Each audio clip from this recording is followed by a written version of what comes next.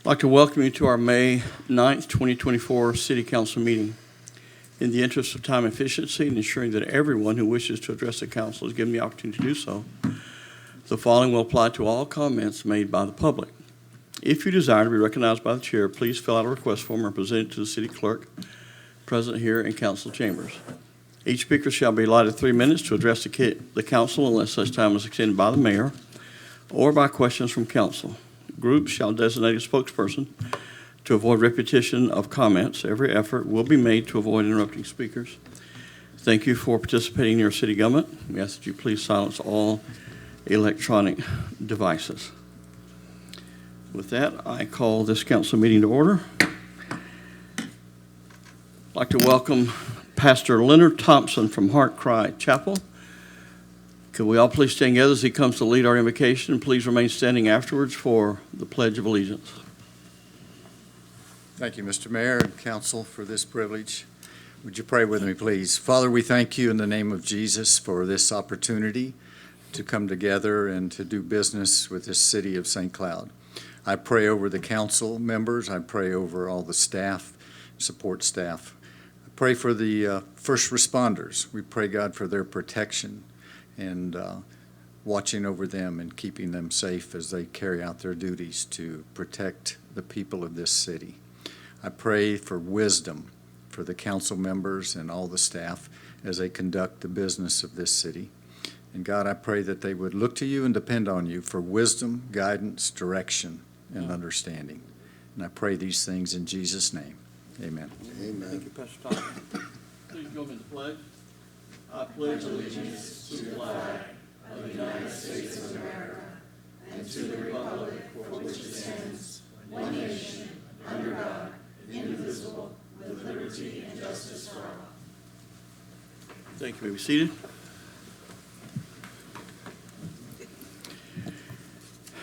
Madam Clerk, will you please call the roll? Mayor Blackwell? Here. Deputy Mayor Matheny? Here. Councilmember Urban? Here. Councilmember Gilbert? Here. Councilmember Fletcher? Here.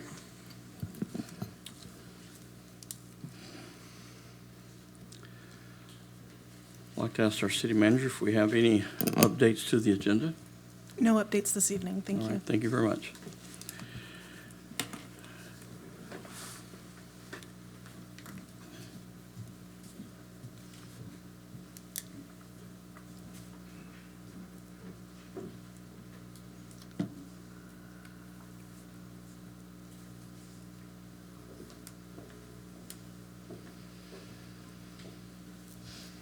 Our first presentation is for the Employee of the Month by Joshua Johnson. Would you please come?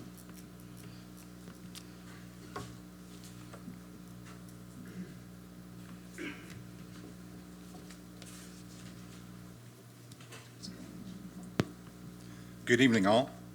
Joshua Johnson, Public Works Supervisor for Road, Stormwater, and Traffic Division. I would like to congratulate the May 2024 Employee of the Month, Roy Campbell. Roy always demonstrates exceptional service citywide.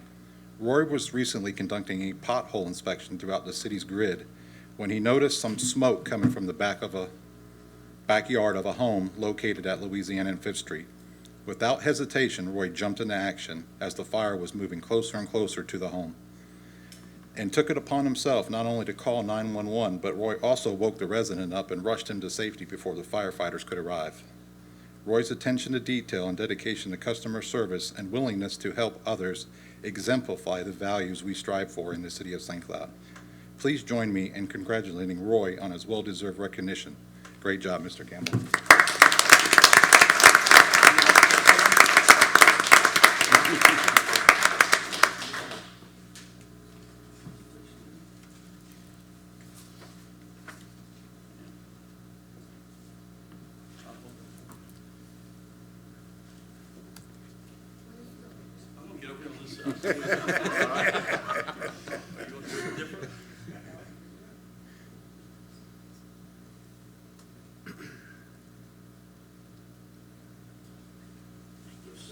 Thank you, Roy.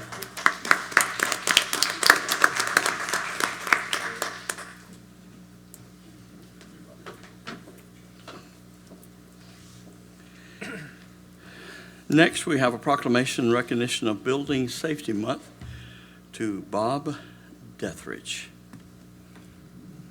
You know Bob? Whereas the City of St. Cloud is committed to recognizing that our growth and strength depends on the safety and essential role of the homes, buildings, and infrastructure that they play both in everyday life and in times of disaster. And whereas our confidence in the resilience of these buildings that make up our community is achieved through the devotion of vigilant guardians, building safety and fire prevention officials, architects, engineers, builders, tradespeople, design professionals, laborers, plumbers, and others in the construction industry who work year-round to ensure the safe construction of buildings. And whereas Building Safety Month is sponsored by the International Code Council to remind the public about the critical role of our communities, largely unknown protectors of public safety, our local code officials who assure us of safe, sustainable, and affordable buildings that are essential to our prosperity. And whereas Mission Possible, the theme for Building Safety Month, encourages all to raise awareness about building safety on a personal, local, and global scale. And whereas each year, in observance of Building Safety Month, people all over the world are asked to consider the commitment to improve building safety, resilience, and economic investment at home and in the community, and to acknowledge the essential service provided to all of us by local and state building departments, fire prevention bureaus, and federal agencies in protecting lives and property. Now, therefore, I, Nathan Blackwell, Mayor of the City of St. Cloud, Florida, do hereby proclaim the month of May 2024 as Building Safety Month. Accordingly, I encourage our citizens to join with their communities in participation in Building Safety Month activities. And Bob, we are incredibly grateful for your leadership. And do you have something you'd like to say? Thank you, Mr. Mayor and Council. On behalf of the Building Department and the Fire Department and our many, many industry partners, I want to thank you for this. And we thank you for your leadership because that's a challenging job many times, I know. Let's get a picture over here.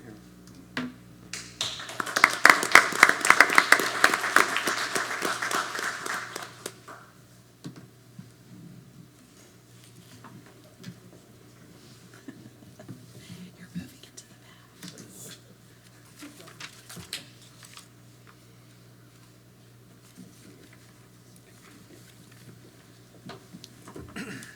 Come turn it around.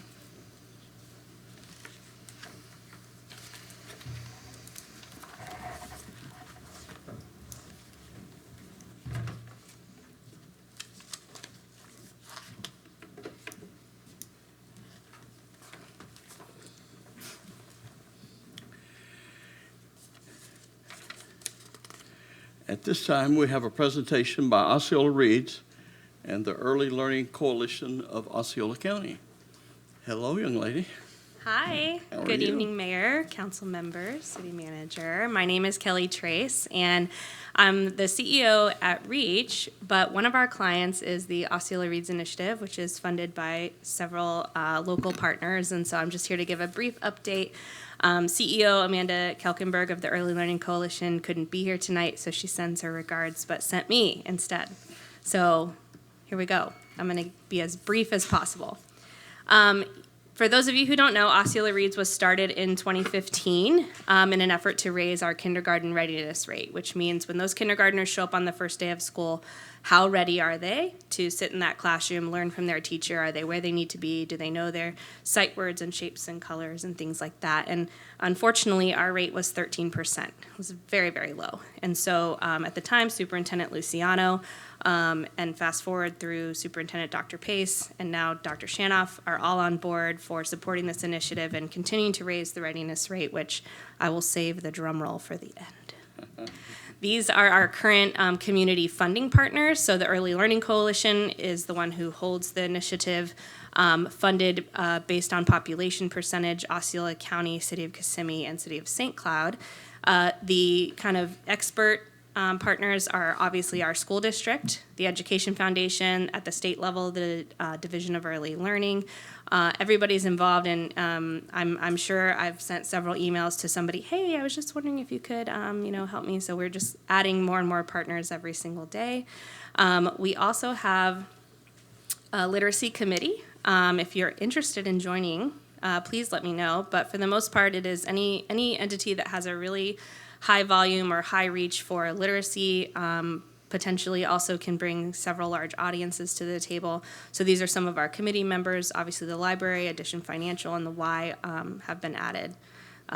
These are our community adopters. These are people, like I said, who we make those phone calls to. Hey, can I have free tickets?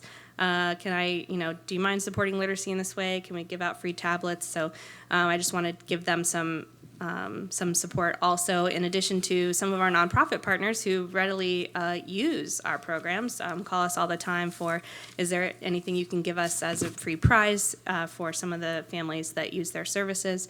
We always step up to the plate to help them as much as we can. Like I said, the income for this project, the total project budget, just to give you a high level, is $65,000. $45,000 of that comes from the three entities. So St. Cloud, obviously being smaller, pays the smallest percentage, then Kissimmee, then the county. And then the Early Learning Coalition matches $20,000 of that. So that's the total. As far as expenses go, I'd be happy to provide anyone a breakdown. If you would like to look at another budget spreadsheet, just let me know. I'd be happy to share with you in detail. But it's labor, which mostly is putting on events, coordinating literacy in the community. We do some advertising campaigns. We also do reading challenges, and we provide free tablets to some of our challenge winners. So these are some of our programs. Footsteps to Brilliance was the very first app that we used. And for those of you who aren't familiar, it was basically a free app that doesn't require Wi-Fi to use it, so that children all over our community could read books on a tablet, on a mobile phone. It worked on every platform. The school district paid for it in full for the first 5 years. And that was kind of the deal. The school district would pay for the app usage, and the other community partners would come to the table to help push the word out.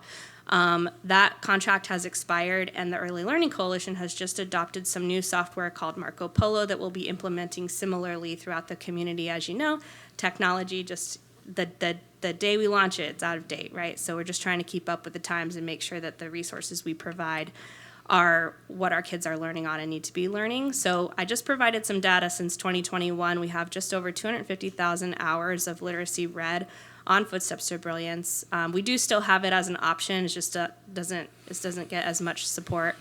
And then almost 800,000 books read. What we do is we partner with the libraries to do reading challenges. And I'm very proud to say, as a St. Cloud resident, that St. Cloud has the most challenge winners out of all of our government entities. So good job to the citizens and families in St. Cloud. And I have a little video that Henrietta is going to play for us. So we do go to the children's house when they finish the reading challenge. We do it during a summer slump or the spring break slump. We go to their house and surprise them, Publishers Clearinghouse style, for reading the most. Do you read on Footsteps So this is one of those. a lot? Well, guess what? You read more than any other kid in all of Osceola County, and you won an Amazon Fire tablet. Congrats, baby! We are so proud of you. Can you believe it, baby? What do you say? Thank you. You are welcome. I'm gonna go do it right now. We did not pay her to say that. That was all natural. But it is really fun, and it's really nice to get out and reward the families that are doing their best to get our kids reading. We do spring break, winter break, and summer break, and we do several throughout those breaks also. So, and a couple more slides. There we go. We partner with the Osceola Library to use Beanstack. Thank you. Beanstack is a mobile app where citizens can go and self-report the reading that they've been doing with their child. So we have a featured partnership with them where our reading challenges will go right to the top. And we have several families participating in those challenges all over the county. And you can kind of compare last year to what I would consider this year's data, where green is compared to green, purple to purple, and pink to pink. We're seeing growth in all avenues, from the number of participants, the number of books, and the number of minutes read, and that's part of the challenge that our team is tasked with. So, yeah. I forgot my drum roll. Dang. Okay, well, drum roll. We were at 13%, and now we're at 45% in 2023. So we're doing everything we can to try to increase that readiness rate. We obviously have challenges throughout the year. Different things happen, and our community changes every day, but we do everything we can to try to support those families and give them any resources. So my shameless plug here is that on our website, you can go to osceolareads.com. There's a parents resource section for free worksheets and downloads, things we've done in partnership with the district, and also a teacher resource landing page for teachers who might be in our classrooms in our schools, but also private providers, daycare centers, and families who are at home with our children, teaching them so they don't have to start from scratch. We have those resources for them absolutely free. And with that, I will take any questions you might have. Well, we certainly appreciate the incredible job that Osceola Reads does to help kids get a step up on their education. And certainly reading is pivotal and so important. I'm very grateful for all that you guys do Thank you. to make a difference. Would anyone else have a comment? Just one comment. We look at rates of incarceration, and we look at reading rates of incarceration. And if you look at statistics, the data shows that fourth grade and below is probably 80% of your incarcerated folks. So this is cool. This is something I think we can expand on, and we're certainly proud of what we've done. And those are huge numbers. So Thank I you. hope we continue to go to the fourth grade and fifth grade, so on. So in the long run, it really would help our incarceration rate. So thank you for all you do. Yeah. And I'm glad you brought that up, because actually the Early Learning Coalition has been a really big advocate of making sure we're not only helping children, but sometimes those parents that need help with resources too. So we have some resources for adults. And I did want to give a shout out really quickly to Dave from Fire Pals and the St. Cloud Fire Department. They've been an excellent partner to us. We are in process of expanding on their Little Libraries program. And what's funny is, he was like, we need sponsorships and partners. And I'm like, well, that's good, because we can't install these things by ourselves. So it's been a really great partnership that we're happy to be working with him on. And I think some of that will have adult literacy materials inside as well. So thank you. Once again, thank you. Thank you very much.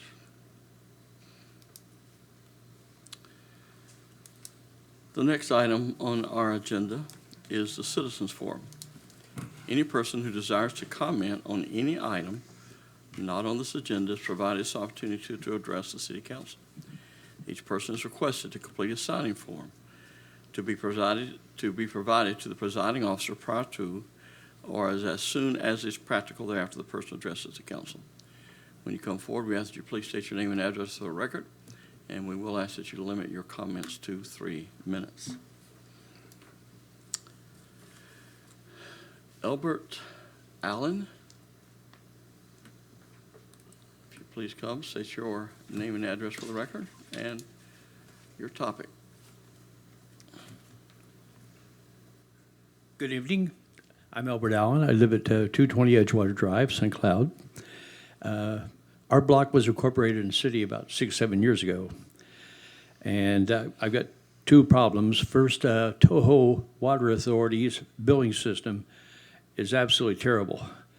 When they first took it over, I think last fall, they kept moving the due date of the bills up every month 2 days, to the point my bank was starting to pay the bills late. They've got that problem solved. But then in February, my bank cut a check on February 2nd. It was sent to the address of Toho in Tampa or Clearwater, somewhere in that area, which I understand was then remailed back here to be entered in the system. It finally got in the system a day after it was due on the 20th of February. 18 days to have a check process is ridiculous. Then finally this month, I'm to the point now where I walk in and pay the bill by check downstairs. Last month, they didn't even record the check. Today, I'm in paying the bill, and their two Toho employees are there instead of the clerk receiving the payment, telling me how they're entering everything over again. if their data processing system worked correctly, they'd have backups on this. I've been programming computers, I've been in data center operations 60 years, and I've never heard of anything this ridiculous. They can easily have a backup system, plain vanilla, with just their software. All they gotta do is restore their database and run a journaling system to recapture all the information. Why they have to enter everything by hand is beyond me. But that's one of my problems. The other one is that when we were in the county about 7 years ago, my annual waste collection pickup bill was about $120 a year. Now, as of this year, it looks like it's going to be somewhere around $480 a year. And a big part of that is a street drainage fee, supposedly for draining our street. We don't have any drains on our street. We live on a peninsula between Runnymede Lake and East Lake, and all of our homeowners for 50 years have been draining our own lots into the channel. We're getting hit with this $13 bill every month for no service. I've asked to have the fee removed. They tell me that it's not a tax, it's a fee, yet they won't remove it. I've never requested the service, and yet I can't get rid of it. So that's my big problem right now, so. Any Thank you. questions? You have any other comment? No, that's it. All right, we'd like to ask our city manager to make sure and speak to Toa Water. I know they've been having a lot of challenges. When our computers here went down, they were in the process of upgrading all of their stuff. Then they got impacted, so that was another challenge because they were trying to revamp everything. So it's been If they're I could working hard. update as well, I attended the Toho board meeting last night, and they are still dealing with the challenges of the city's IT incident that happened. So that's probably part of the billing issues, but I can give you my card and help you assist you with those billing issues if you'd like. Well, 6 years in data center operations at Sears, when we installed our software on a plain vanilla IBM operating system, we made a backup that we could recover from any time, then just reapply the database, which wouldn't have any viruses in it, and then apply the journaling system for all the recent transactions to catch right up. It shouldn't take an extended amount of time to do that, no more than 24 hours to 48 hours. Yes, sir, I understand. IT stuff is a little bit over my head, so I'm having trouble wrapping my head around it as well, but I'm happy to give you my card and assist you after Be the glad meeting to if talk you'd with you like. about it, yeah. Thank you. Thank you, sir. Okay, thank you. Donald Gray.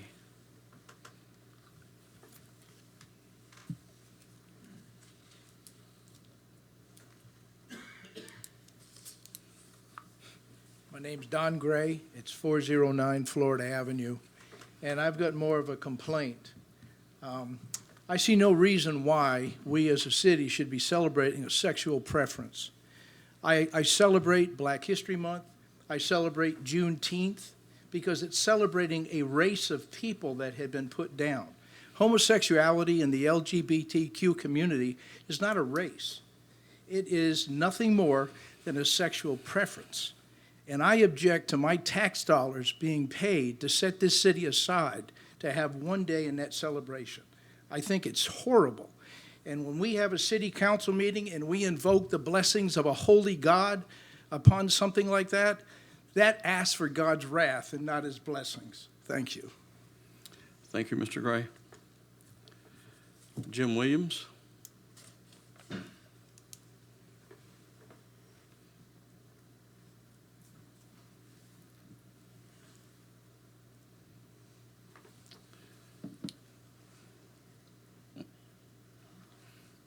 State your name and address for the record, please. Yes, sir.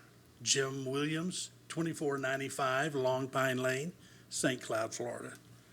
I would like to add my objections to the proclamation for LGBTQ Pride Month.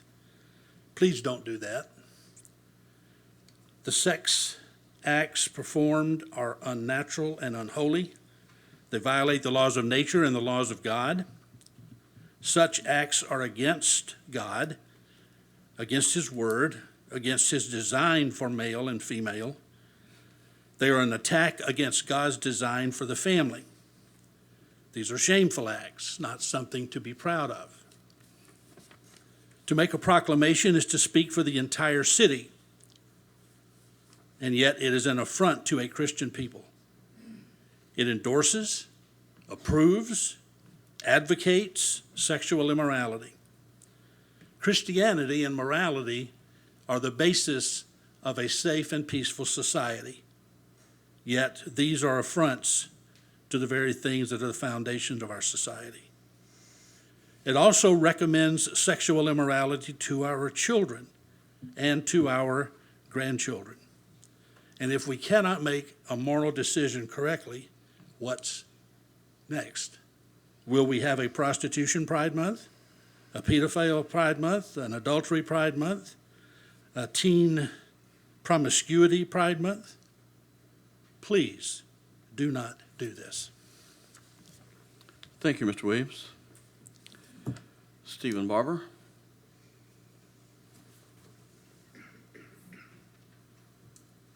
My name is Stephen Barber. I live at 920 Indiana Avenue here in St. Cloud. I want to thank you for allowing me to speak, and I'll try to keep this brief and to the point. You know, this country was founded on this book called the Bible, and if you study history, you'll see that's so. And here's the thing I want to say. I want to address this abominable Proud in the Cloud event that's scheduled to take place June 8th at the waterfront. I just looked on the website tonight. Now they've expanded it to 6 hours from 4 hours and more events. I've studied this movement, this LGBTQRSTUVWXYZABCDEFGHIJKLMNOP movement, and I say that on purpose because the P stands for predatory pervert pedophiles. That's what this movement's about. When you look into these drag queens and you see their real agenda, and it is to molest our children mentally, emotionally, spiritually, and physically. And the thing is, I'm not going to hesitate to say this. People are going to say it's hate speech, and I will agree with that. It is.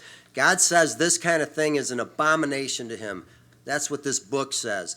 Now, here's the thing I want to say.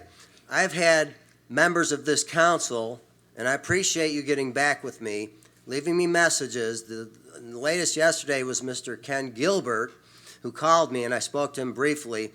But here's the thing. I'm hearing from the council members I've spoken to, oh, we're Christians, we believe in Jesus, we're against this, but yet this city is the major sponsor of this abominable event.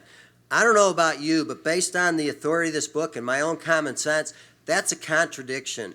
I don't see how this city can sponsor this event in good conscience, especially if you claim to be a Christian. And look, I'm not your judge. I'm not here to condemn anyone, but I am here to condemn this abominable event because what these people are about, there shouldn't even be a Pride Alliance of St. Cloud.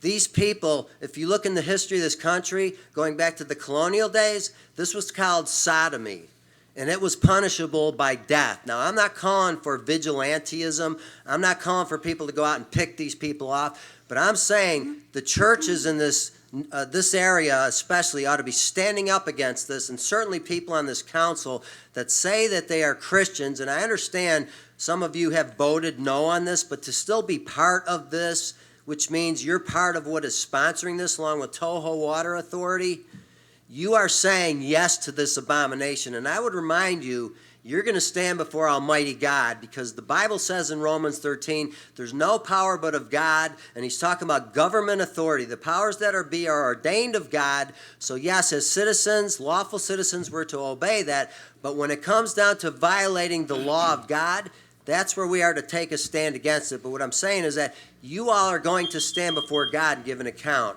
So please stop this abominable event from taking place because it's a stench in the nostrils of holy God. Thank you. Thank you, Mr. Barber. Councilmember Matheny. Thank you. I'm pretty upset about what I've been hearing today, and I do agree with the previous speaker that it is hate speech to me. Some of my best friends are gay, and they're wonderful, wonderful people and beautiful. They contribute to this community just in immeasurable ways. So it's very upsetting to me to hear people speak like this. In my opinion, having elected officials support Pride Month is significant, as it demonstrates a commitment to equality, diversity, and inclusion in our community. I say let's advocate for inclusion, let's advocate for diversity, and love in all of its forms. Thank you, Councilor Matheny. Dwayne Norman.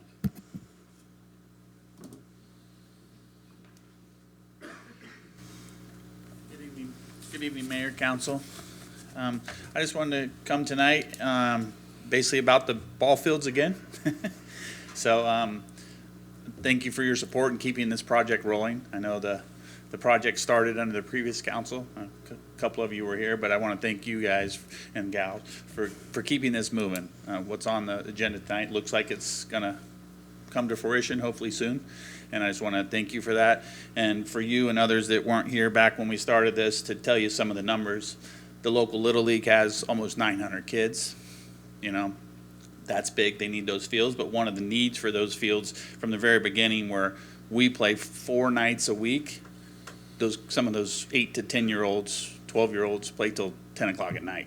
So these fields will help for that, and I appreciate you doing that. The adult sports are going on down there. They got kickball, they got softball. During the weeknights and on weekend days, we go out there and practice sometimes on Sunday, and there's a couple of adult baseball or softball leagues doing that stuff on Sunday. So we need the fields, and I appreciate you guys sticking with us, and thank you for all you do. Thank you. Is there anyone else who would like to speak to the council during the citizens forum who has not spoken? If not, there are no other requests. We'll move on to the next item on our agenda, the consent agenda. The next portion of tonight's meeting is the consent agenda, which contains items that have been determined to be routine and non-controversial. If anyone in the audience wishes to address a particular item on the consent agenda, now is the opportunity for you to do so. Additionally, if staff or members of the City Council wish to speak on a consent item, they have the same opportunity. First of all, would anyone on the council have any items on the consent agenda that you're wanting to address? Mr. Fletcher. I would like to pull item E as well as item F.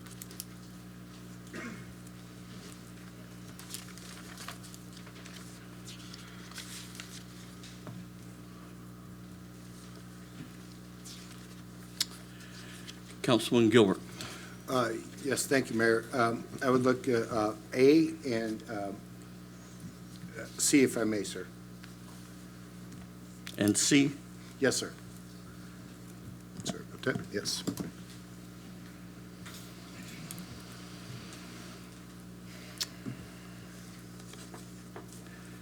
All right, we'll start with item A, Mr. Gilbert. Well, I would just like to say that although I dearly enjoy my council members, I don't get a chance to talk to you all. So when we have this forum, I would really like to recognize the support of these causes and the resolution. So I would like to look at the proclamation policy to be passed forward, if we could look at that, because I truly believe that's something that we should be able to vote on as a council. So that's what I would ask the council in this open forum, if that you would consider that, please. Okay, so I assume you're saying I think is that you'd how like it's to see written? that passed, right? Yes, sir. Yeah. Okay. All right. I'd like to speak to that since that item has been opened. It says under item 6.2 that proclamations will be read into the record by the sponsoring council member. Either it needs to be understood or clarified that we don't want to read every proclamation into the record. We ought to be able to read titles and make the proclamation available unless it needs to be a part of the agenda, reading the entire, every proclamation into the record. I think that needs to be, I think it needs to say proclamation titles will be read into the record by the sponsoring council member. Is that, can that be done? That's what it says, yes. So if you Are want there any objections to adding that proclamation titles can be read into the record? And if there's a request or it needs to be added to the agenda for the whole resolution to be read by a council member, you can certainly do that, make that request. Can I ask a point for clarification? Yes. So the policy says a total of 3 presentations are permitted on the agenda to include proclamations. So are you saying within this 3, you are okay with us reading 3 and then the rest are titles, or you want only titles? Any time you put one on the agenda to be read, that's fine. But to say we need to read them all, there could be Yeah, he's 6 talking or about 7. the entire proclamation. The Some of entire them- some of proclamation. them If can you be add very that to long. the agenda under presentations, that's a total issue. Those I expect to be read.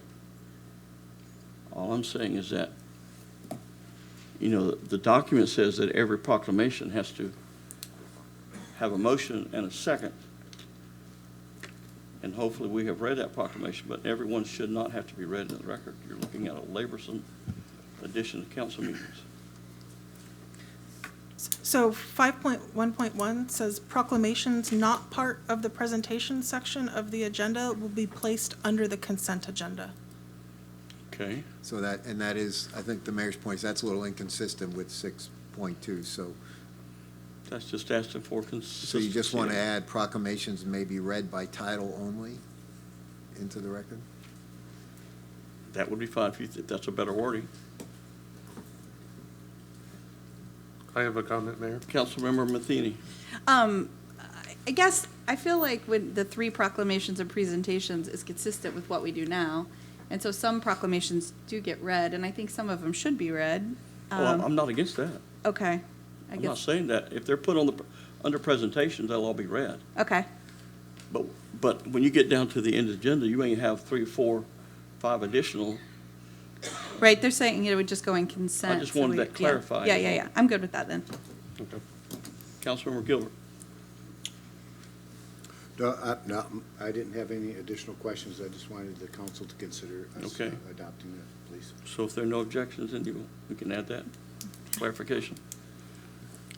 Then we'll just add that to the rest of the agenda to be voted on. Mr. Gilbert, you want to speak to item C? Yeah, I coming from the private sector of life until this last 18 months, this is a great resolution because a hot dog costs a lot more in New York City than it does in Tampa, Florida. So if we're going to send our council or we're going to send our city employees out to these cities to conduct city business, they should be able to eat breakfast, lunch, and dinner, as you know I do, because I'm 275 pounds. So I think this is a great adaptation of that. In the private sector, most of the folks go by what the city per diems are. So I think this is something we should really consider also. Thank you very much. I yield back to you, Mayor. Thank you.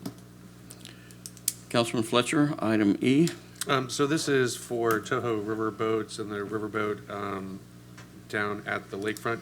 We have I believe, an agreement that staff has prepared for us.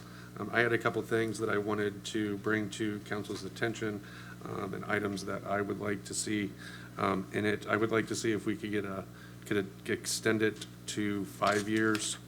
I would also like to see a sign placed at the lakefront, if possible, that says boating at your own risk. And then my personal preference is the waiver system that he's currently using, which has a printout of the manifest indicating that the folks who have purchased a ticket have done so, which can be provided on a monthly basis per the contract that is there. So I would like to see those revisions added to that item. What is the first revision? You're saying a 5-year? 5 years. That's So- changed from what to what to? 1 year. So instead of it coming every year or renewing every year, we would just give him a 5-year contract. Councilmember Gilbert. The only question I have, Councilmember Fletcher, is there going to be economy of scales on those 5-year contracts? Will there be a 3% CPI or something such as that as it grows? I would like that to be under consideration because of the additional cost each year of our maintaining that park. Understood. Okay. Yep, Thank you, valid sir. point. Yep.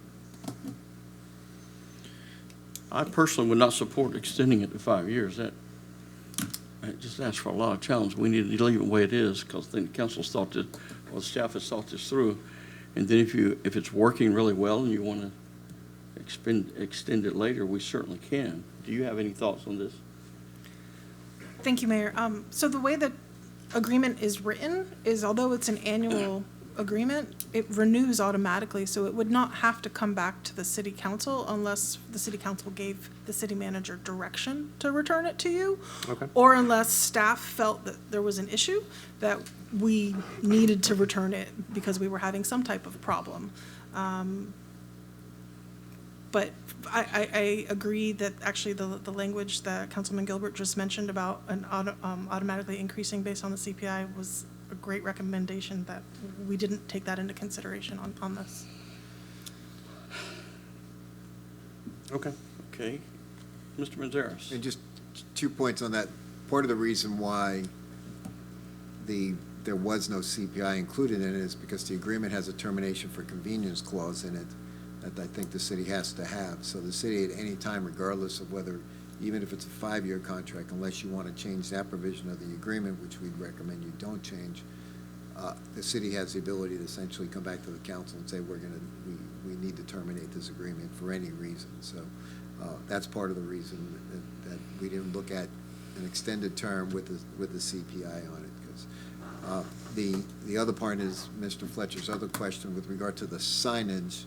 I think that's more of a lakefront direction issue than a part of this agreement. For sure. So it wouldn't would be part of this agreement. And on your third point, we're happy to work with whatever waiver system that and what he's talking about is those individuals who buy tickets and who become passengers on the boat are signed waivers that indemnify and hold the city harmless. Because the connection between the mooring of this vessel and the franchise agreement that we're considering and the city opens up the city for liability in the event that somebody gets injured on a boat while the boat's out on the cruise. We are connected enough to it that I assure you that the city will be brought into any sort of personal injury lawsuit or anything that comes out of that. So the requirement was that every passenger would sign off on the hold harmless and the waiver provisions. We're happy to work with the operator to work on something that might work more appropriately for them. And so at the direction of the council, we can do that. But I do think that there needs to be a sufficient waiver policy or program in place that would allow the city to get that liability protection. Thank you. Councilmember Urban? I do understand the 1-year annual automatic renewal. However, this gentleman invested a lot into our community. Just to give him the stability and comfort, I would be fine doing 5 years barring any serious incident or illegal activity or something that causes the city to take action. I would like to give him some stability here at least, and then do an annual renewal after that. But of course, it's up to the council. Well, you're getting automatic renewals, it is. It's my argument. Mr. Gilbert, Councilman Gilbert. I agree with Councilman Urban and Councilman Fletcher. A substantial investment is made by this vendor to do that. So I think the city should show some kind of confidence in an elongated contract. And I defer to our attorney that's been around for 24 years to put a clause in there for cause. If there's cause that the contracts need not to be renewed for safety reasons or things like that. And I also would like, again, to look at the additional rent as the contractual agreement goes on.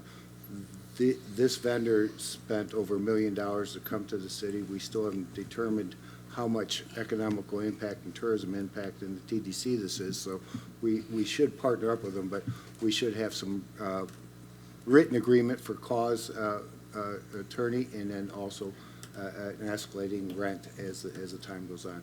That's just my opinion on elongated contracts. If you renew them each year, then it gets visited each year. I'd like to show this vendor some confidence that the city's behind their venture and making the city better. That's my only comment on that. Thank you, Mayor. Yield back. Councilmember Matheny. Thank you.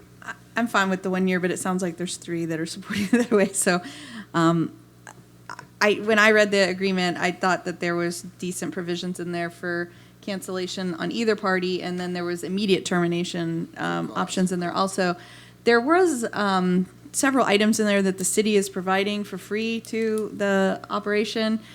I mean, I understand what Councilmember Gilbert is saying about putting something about price escalation. If maybe we're not even, if we give a 5-year term, can we at least put some language in there that says that the costs will be evaluated every year, and that they, price increases can happen, or what, put some language in there to cover that? Because I think it just only talks about like water and something else that they were using, but is there a way to add some language to say, hey, we're going to be reevaluating the costs every year and Well, there's a provision in the agreement that deals with the water usage, which at this point is all that the city, I believe, is providing. there was two things when I read it. Well, the solid waste collection, Right, the the dumpster. dumpster. The dumpster that's there already, it allows them to provide access to the dumpster, but the dumpster's there and the city's, using that dumpster already.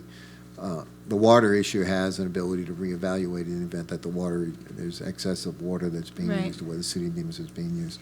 So the key to the term piece, again, I'll bring it back to is the provision that's in there that says the city can terminate the contract or the agreement without cause.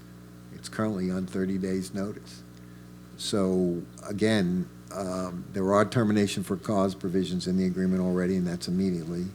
The other termination is without cause, where the city actually, either party can terminate it without cause upon 30 days' notice. So Right, but that doesn't really cover the monthly payments. Well, in theory, it does. We could add some. I mean, I don't want to be like, we're going to cancel it, if, I want to say like, we will reevaluate the So we the can do cost that. We can effect- add that to the just- rent of the. if Yeah, you just wanna do it. just so they're on notice, they can't On say, an well, we annual- didn't know anything about it. It sounds Just be like a Disney contract. Yeah. Yeah, but Yeah, so we can write it in I'll there. go with the term however the group wants it. It sounds like there's three that want it longer. So, help me, Mr. Manzares, for it. Well, it sounds like, if I may, that at least the majority of the council is okay with a 5-year term, and then you'd want an annual reevaluation of the franchise fee? Mm-hmm. Yeah, it has to be an annual evaluation, it has to be. If you're asking me, everything increases through the consumer product index. So you want to do a CPI annually? We at least have to evaluate, wouldn't you think? I mean, our costs are going to raise by taking care of the park, the entranceway there, the signage. I mean, well, if we put ourselves in a 5-year commitment, do we not raise or have the opportunity to raise it through the CPI?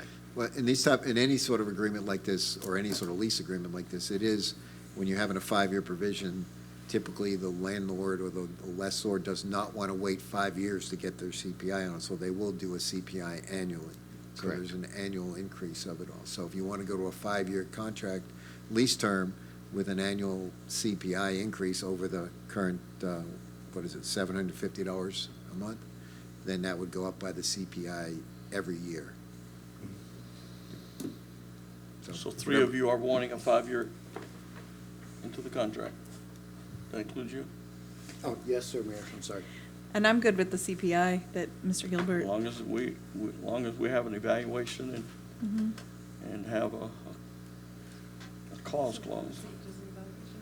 No, so what we're going to do is we're going to write it up with annually the franchise fee would be increased on the anniversary of the agreement by the CPI. So it would go up every year without having to come back to council.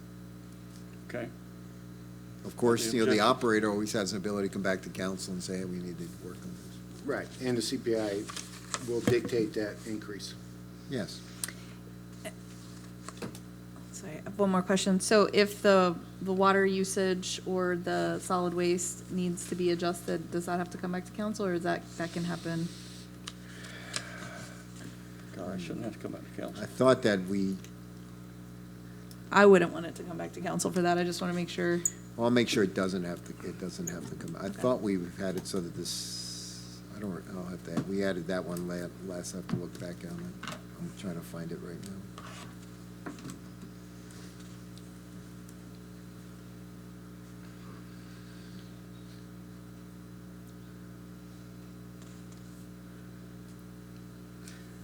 The agreement says, "City shall monitor the water usage and may at any time during the term of the agreement seek an adjustment in the franchise fee to reimburse the city for the water used by franchisee."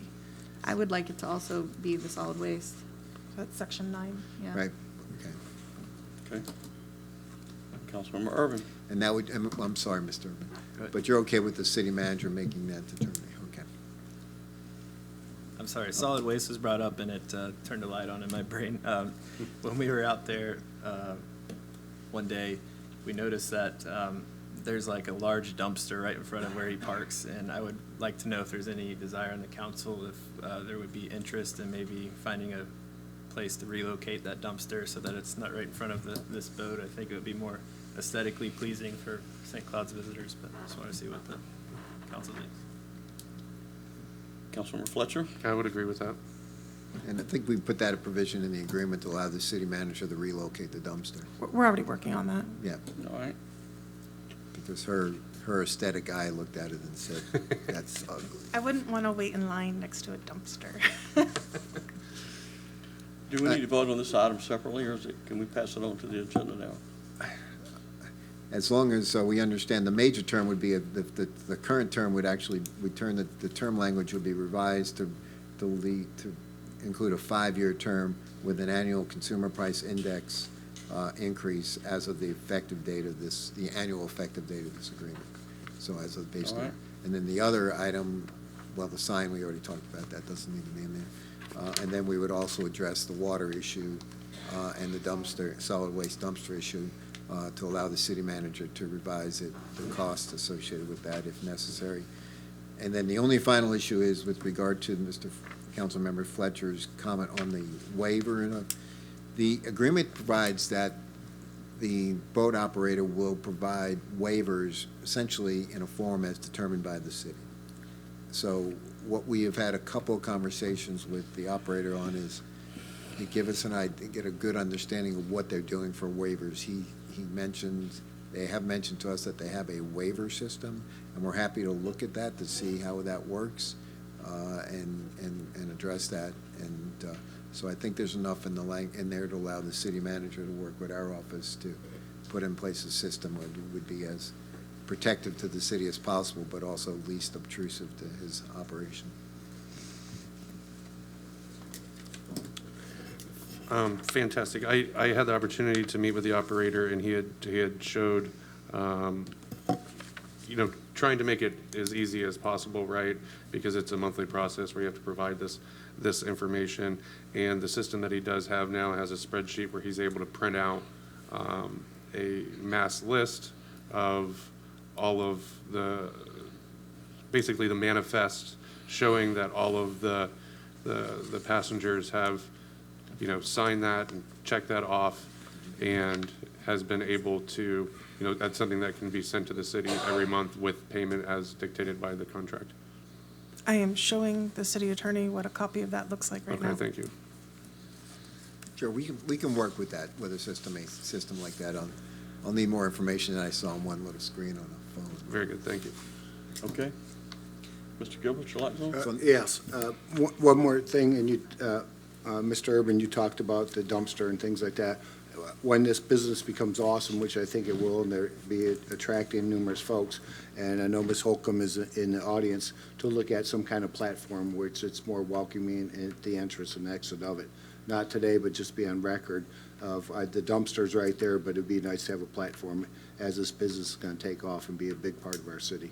So I just want to put that on record that we may need to look at a platform in future dates. So just on record, not saying it has to happen today, but I just want to put on record, the dumpster moves, we put a platform, it's a great place to sit and enjoy each other.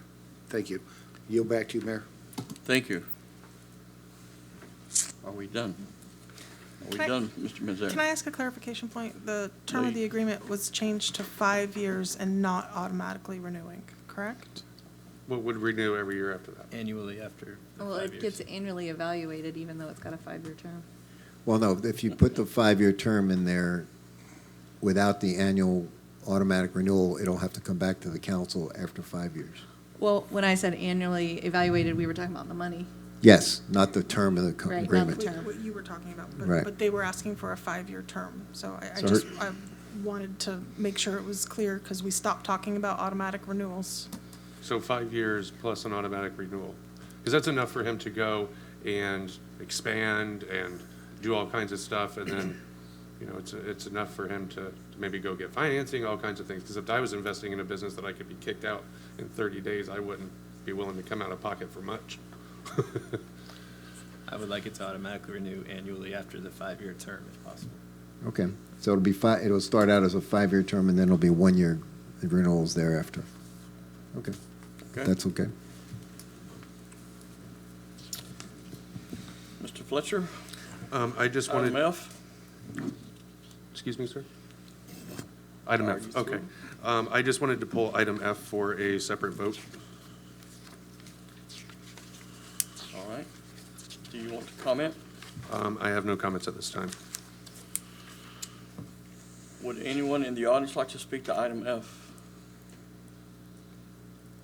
If not, we'll have discussion and motion by council at this time. Do I have a motion that we approve resolution number 2024-061R that has been pulled for separate vote? Motion approved. We have a motion. Do I have a second? Second. I have a second, Councilmember Matheny. Madam Clerk, please call the roll. Councilmember Urban? No.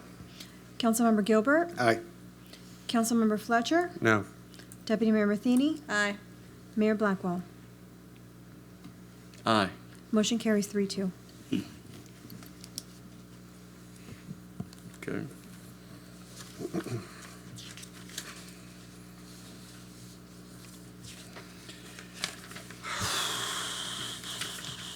Okay. Would anyone in the audience like to speak to any other item on the agenda?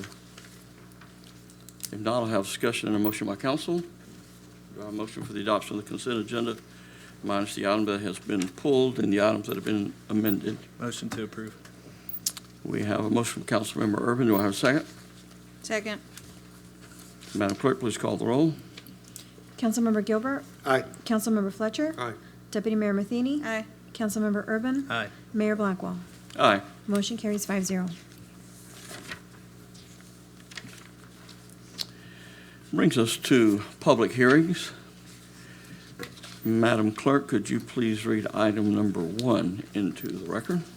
Final public hearing for ordinance number 2024-24, an ordinance of the City Council of the City of St. Cloud, Florida, closing, vacating, and abandoning the platted right-of-way generally located between a portion of Ralph Miller Road east of Hackney Road and west of 12 Oaks Road, and a portion of 12 Oaks Road east of Hackney Road and west of Hanson Road of the public records of the Osceola County, Florida, specifically describing the body of this ordinance, providing for suburbility, conflicts, and an effective date. Good evening, Council, Mayor. This is Dagmary Segarra, the Deputy Director for the Community Development. This item in front of you is the second reading of the abandonment of Center Lake Ranch, 12 Oaks, for road improvements. The first reading and first reading was heard last month. This is the location of the right-of-way abandonment. It is to the realignment of 12 Oaks Road. This is the area that the road will be realigned to, and these are the areas to be vacated. No objections were received from any utility providers. Any staff recommends approval and is requested for this council to recommend approval ordinance 2024-24. I'll be glad to answer any questions. Thank you. Would anyone in the audience like to speak to this item? If not, we'll have discussion and or motion by council. Motion to approve. We have a motion for approval. Councilmember Urban, do I have a second? Second. Second, Councilmember Fletcher. Madam Clerk? Councilmember Fletcher? Aye. Deputy Mayor Matheny? Aye. Councilmember Urban? Aye. Councilmember Gilbert? Aye. Mayor Blackwell? Aye. Motion carries 5-0. Could you please read items 2 and 3 into the record? Final public hearing for ordinance number 2024-26, an ordinance of the City Council of the City of St. Cloud, Florida, assigning a future land use designation of low-density residential to approximately 14.37 acres identified as Vista Grand, located north of Old Hickory Tree Road, south of Nolte Road, east of Old Hickory Tree Road, and west of Hickory Tree Road, providing for the amending the official future land use map of the comprehensive plan, filing of the Planning Commission recommendation and proof of publication, applicability and effect, suburbility, copies on files, and effective date. Final public hearing for ordinance number 2024-27, an ordinance of the City Council of the City of St. Cloud, Florida, assigning a zoning district of PUD plan unit development compatible with a low-density residential future land use designation change adopted by ordinance number 2024-26 for approximately 14.37 acres identified as Vista Grand located north of Old Hickory Tree Road, south of Old Nolte Road, east of Old Hickory Tree Road, and west of Hickory Tree Road, providing for entering the designation on the official zoning map, providing for approval of the preliminary master plan, filing of the Planning Commission, recommendation and proof of publication, suburbility, and effective date. Good evening, Mayor, Council, Dagmar Segara, Deputy Director for Community Development. This is a item in front of you is for a comprehensive plan amendment, a PUD zoning for a property located in Hickory Tree. The approximately acres is 14.35 acres. This property was annexed in June of 2023 and currently has a comprehensive amendment to low-density residential as is consistent with the comprehensive plan. The existing county future land use is low-density residential. The proposed is also low-density residential, and the existing county zoning is agricultural. The proposed zoning is PUD.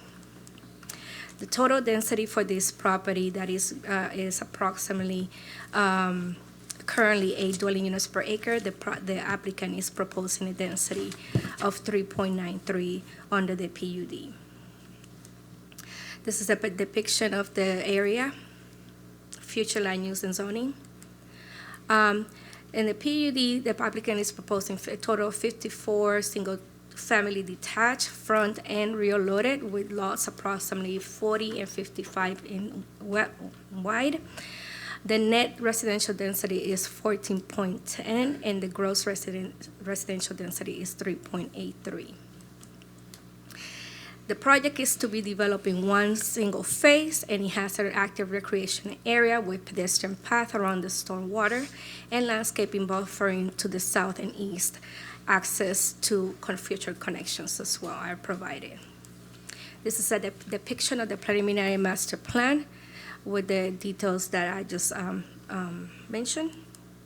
And it is a staff recommendation of approval. Planning Commission heard this item on March 19 and also recommended approval. The applicant is here present to answer any questions you may have. Would the applicant like to speak? Good evening, Mayor, Council. John R. Adams, 8 Broadway, Kissimmee, Florida, 34741. We're the planners for the project. We're in agreement with your staff and the Planning Commission for approval, and we're asking for approval on both these items tonight, and I'd be happy to answer any questions. Thank you very much. You'll stand by. Would anyone in the audience like to speak to these items? If not, we'll have discussion and/or motion by council. What is your pleasure regarding the future land designation, item number 2024-26?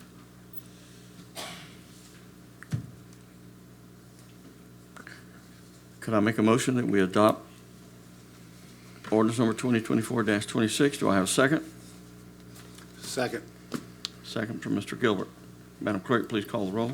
Deputy Mayor Matheny? Aye. Councilmember Urban? Aye.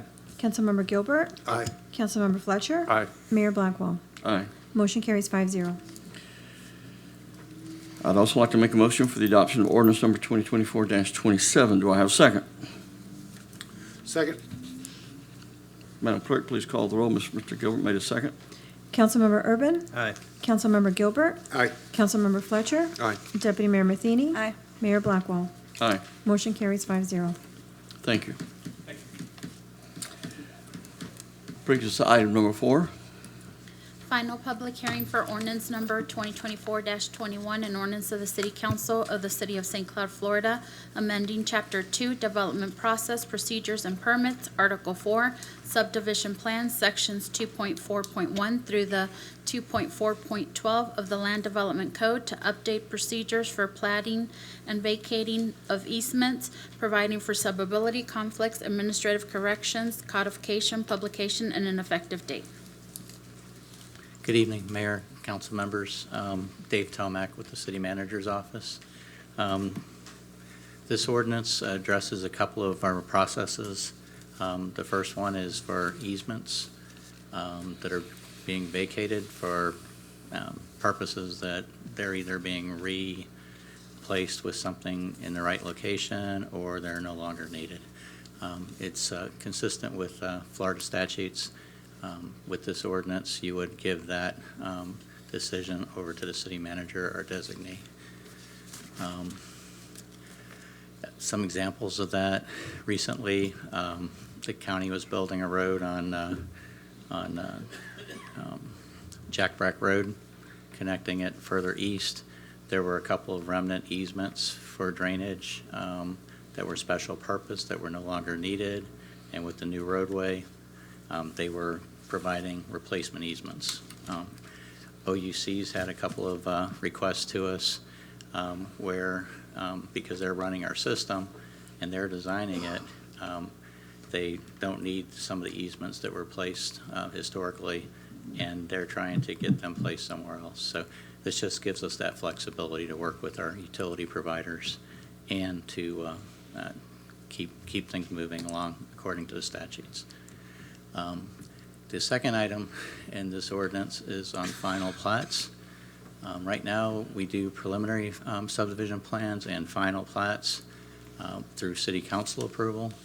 The proposed ordinance, again, is consistent with Florida statutes.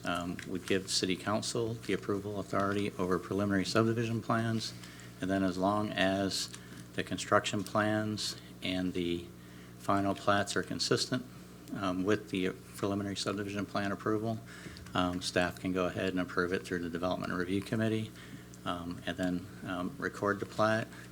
If there's any substantial change, I know recently we had one where they graded an extra 3.5 feet from what they said in the original. Those would have to come back to amend the preliminary subdivision plan, which would require your approval, and then we would proceed through construction and final plat.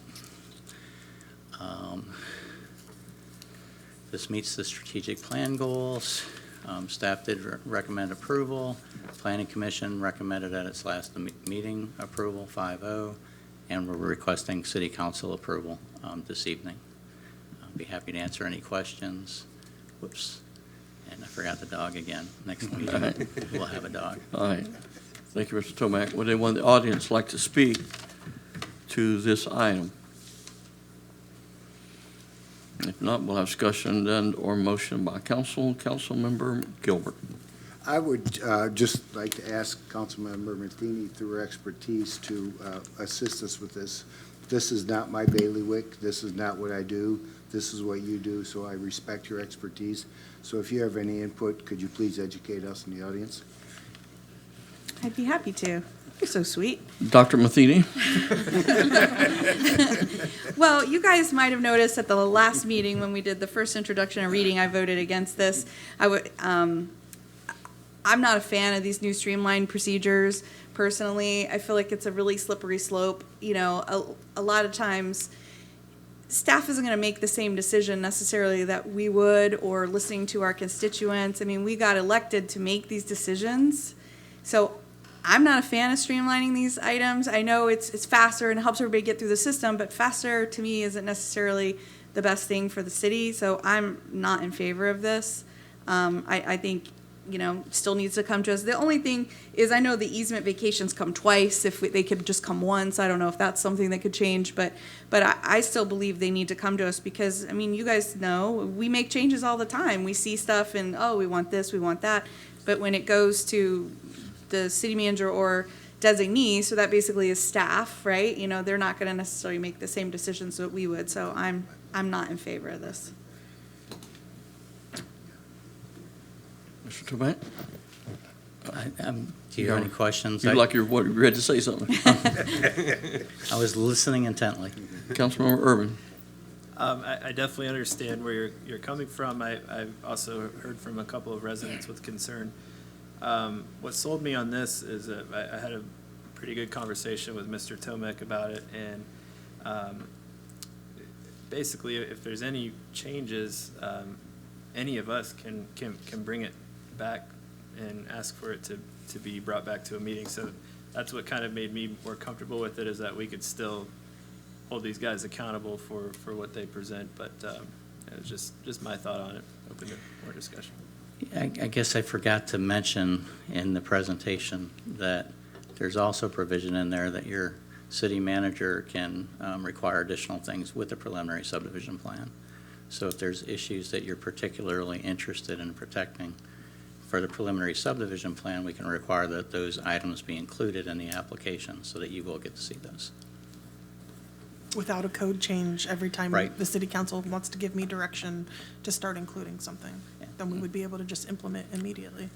Yeah, and I know we're working on the grading issue while we're working on that ordinance. We're already asking staff to, if this gets approved, to go ahead and add the requirements for the perimeter grading with the preliminary subdivision so that we know kind of what it's going to do to the adjacent properties. But that's just one example. I mean, I'm sure other Councilmember, things will come up. okay, sorry, Councilmember Matheny? Thank you. I guess to me, it's kind of like out of sight, out of mind. Like if it's not coming before council, we're not going to know. And then we're going to drive by and be like, what's that? And then, it's like, oh, well, staff approved that because they interpreted what we said to mean X when we meant Y. I'm going to make a motion to deny this. We have a motion for denial. Do I have a second? Second. Mr. Manzares? And one way to get, and I understand Deputy Mayor Matheny, if I could just comment on the easement portion of it all, that is a cumbersome process that is unique to St. Cloud because of the fact that your two most significant utilities, who are the ones that are utilizing most of these easements, are separate entities that are managing your utilities. So Dave pointed it out, but the way this language was written allowed for, you basically kept the process for right-of-way abandonments, those that are done, not the ones that are done through replats, but those that are done standalone ones. That process will still come before you the same way. What we were looking at was trying to streamline the easement process, because what we have been found out is that very often there are a ton of old utility easements that are out there that have been around for decades. And we don't typically find out about them until Toho or OUC contact us and say, hey, we're working on an agreement with this developer. We're going to get a new easement for this area because this is where their utility lines are going to go. But they've got this old easement that's been around there forever, and we have to take that through the process. So that's why we put that in. We specifically limited it to utility, construction, and sidewalk easements. I understand. I've been up here 7 years, though. It's not like we get a ton of easement vacation requests from OUC. I mean, I don't, that's not. Okay. I personally, I made my motion. Madam Clerk, please call the roll for denial. Councilmember Gilbert? Aye. Councilmember Fletcher? Aye. Deputy Mayor Matheny? Aye. Councilmember Urban? Aye. Mayor Blackwell? No. Motion carries 4-1. Thank you.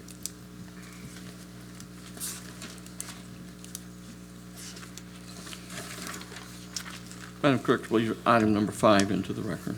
Final public hearing for ordinance number 2024-31, an ordinance of the City Council of the City of St. Cloud, Florida, amending City Code Chapter 42, Traffic and Vehicles, Article 3, Parking, Stopping, and Standing, Section 42-68, Authority to impound vehicles, providing for suburbility, conflict, administrative correction, codification, publication, and an effective date. Good evening, Council, Mayor, Dagmary Segarra, Deputy Director. This Land Development Code amendment is to give the authority to code enforcement and other authorized employees to restricting or move vehicles that are not functioning from the right-of-way. It makes the change from previously. It only gives that authority to the police department, and the proposed language will give the authority to any designated employee, such as code enforcement. It is staff recommendation of approval for ordinance 2431, and I'll be glad to answer any questions. Mr. Manzares? I just want to clarify, this is a change to the city code. It's not a change to the land development code. That was, in the staff memo, it refers to the LDC, but it's a city code change. Okay. And also, for the purpose of the record, the new requirement for business impact estimates, there's one that's been prepared, it's in your packet, and it was also posted on the city's website in accordance with the law. All right, thank you. Councilmember Fletcher. On this, I brought this up in my briefing. I just wanted to confirm. We have a lot of subdivisions where driving around the subdivisions, cars are parked all over the streets. It's hard to get through. I hear complaints all the time. By passing this, that's going to assist us in being able to either ticket or tow those vehicles where we see subdivisions that are completely cram-packed with vehicles. No. I don't, frankly, this code provision was not designated for the purpose that you just indicated. It was mostly designated to address non-subdivision roads where there were disabled vehicles or vehicles that are so parked that they create a traffic hazard to do that. That's how it's, it could be used in those instances, but, we're going to have to look at those pretty closely to see if how the vehicles are parked are restricting public safety access and all those. So it could be available, but that's not typically what it was designed to deal with. Okay. I was under the impression that that was possible with Well, it is possible. I'm not sure that the city and the city police department, and the code enforcement department are going to be running through subdivisions to try to tow a bunch of cars. The problem with the subdivision issue is if we're towing a bunch of cars, what we're doing is we're probably towing cars of people that live in that subdivision, and it's going to get pretty ugly. Pretty ugly.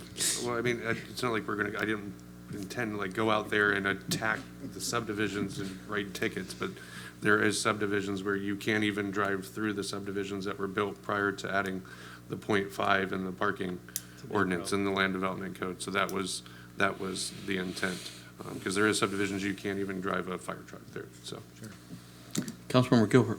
Yeah, I truly thought of this a little differently, and Police Chief Gerke's here, and I would think it would help our police officer for code enforcement to be able to conduct these kind of warnings or tickets and things like that, so the police and the safety can do what they're supposed to do, and this kind of duty is on a public safety officer, but not necessarily a sworn police officer.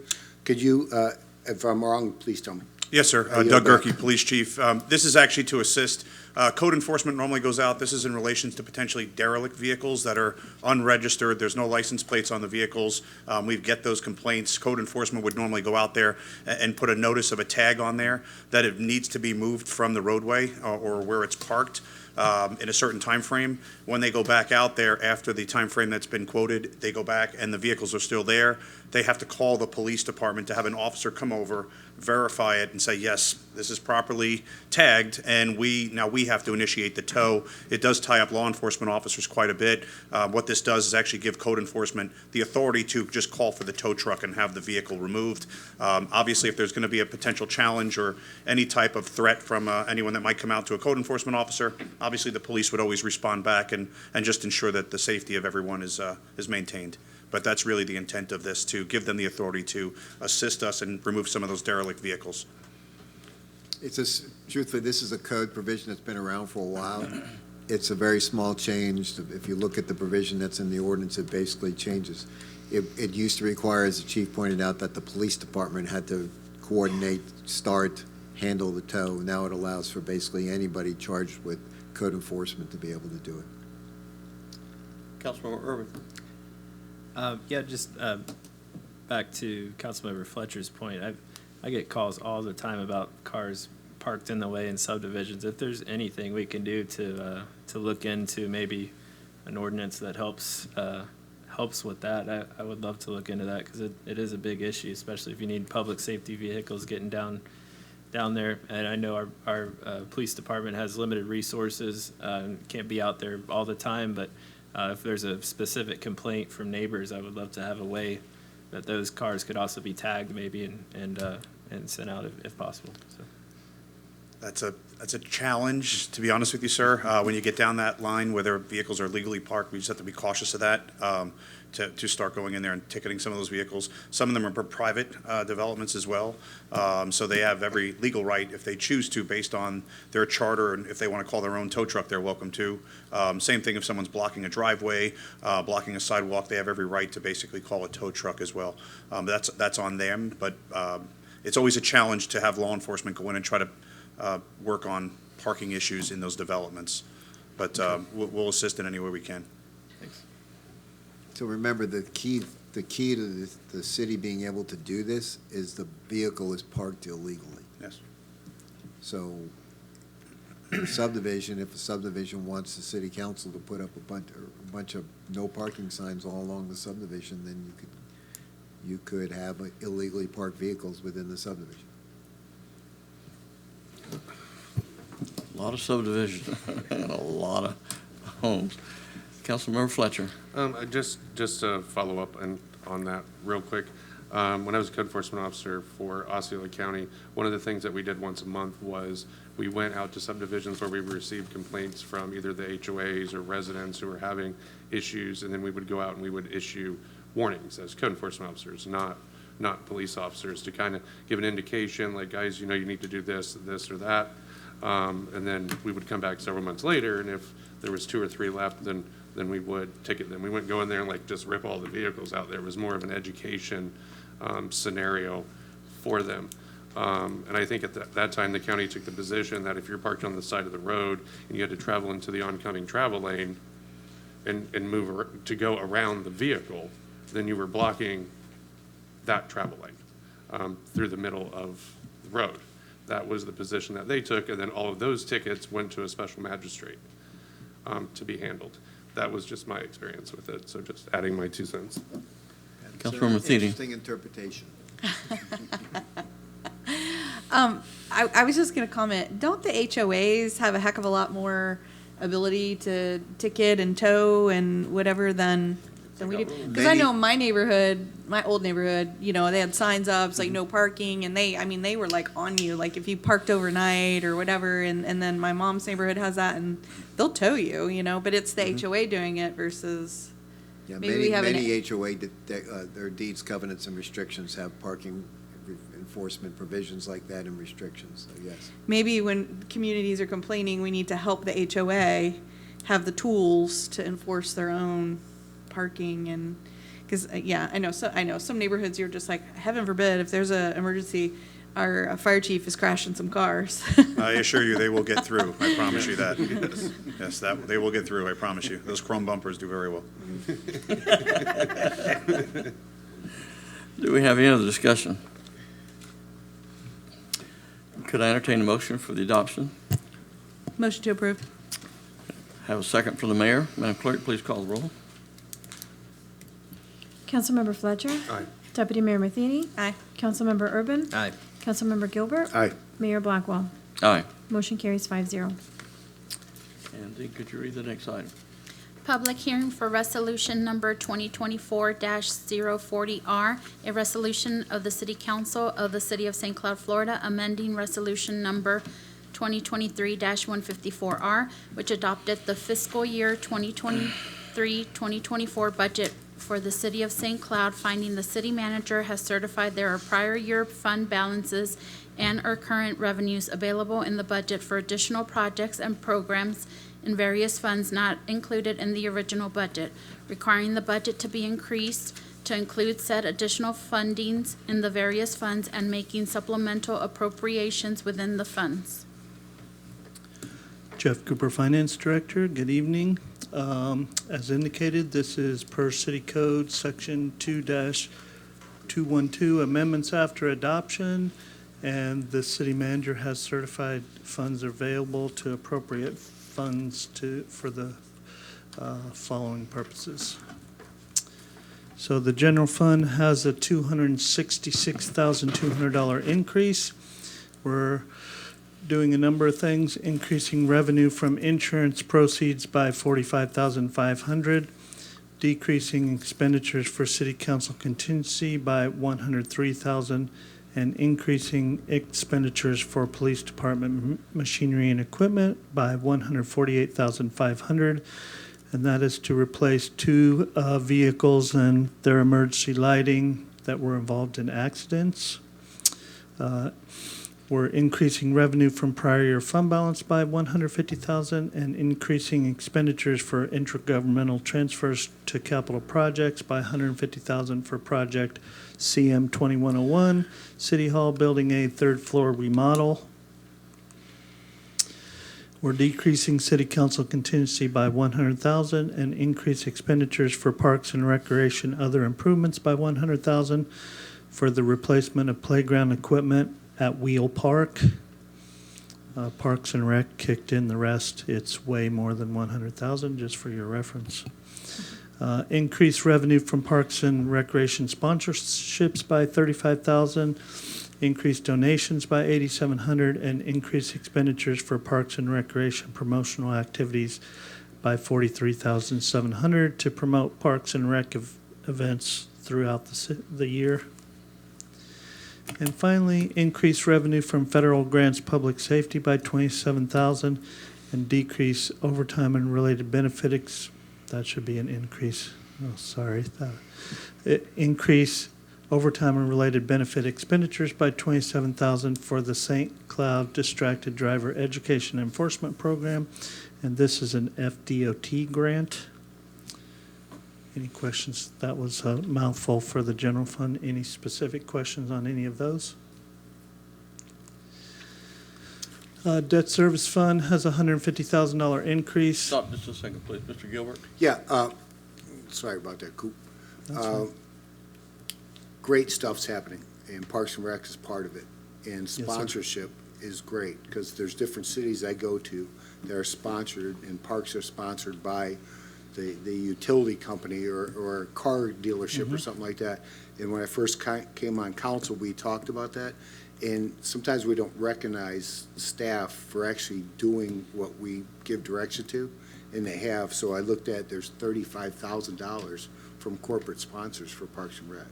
So I just want to go on record as saying, great job, because we asked and it was delivered, and it sometimes gets buried in the minutia. So thank you very much, Coop. Yep. I yield back. Thank you. It's thanks to Parks and Recreation. Coop did nothing for that particular one. So debt service fund, we have a $150,000 increase.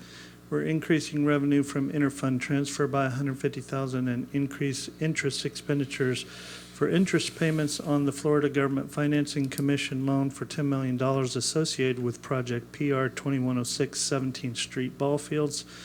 This resolution for the actual approving the loan will be presented at the next meeting on June 13th. So this is just given the budget to, because we're going to pay somewhere around 5% interest annually for this $10 million loan.